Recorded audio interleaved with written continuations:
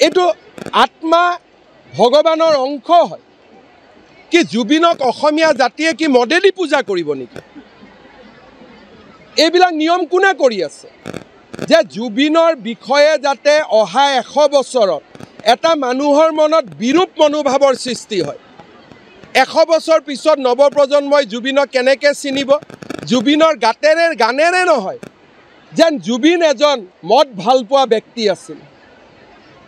জুবিনৰ গানেদি আমি জুবিনক স্মৰণ কৰিম জুবিনৰ সমাধিত খাফৰেৰে মদ ঢালি নহয় আজি যোৱা 1 মাহত যোনে যি পাৰে তাকে কৰি আছে ভাবিছে সকলো নীৰৱ হৈ যাব আমাৰ নীৰৱতা এমাহৰ নীৰৱতা আছিল এতিয়া ঢালকচোন কোনবাই অহা কালিৰ পৰা মই জুবিনক কেতিয়াও মদৰ লগত পৰিচিত ব্যক্তি বুলি জানিব নিদিও জুবিনক মই মায়াবিনী হুৰ হুৰ হুৰাই দে গানেৰে সমৃদ্ধ এজন জাতীয় বীৰ হিচাপে জানাৰ বাবে আমি কাম কৰো জুবিনক অপমান কৰি থকা হৈছে জুবিনক ন্যায় দিয়াৰ নামত এছাম ব্যক্তিয়ে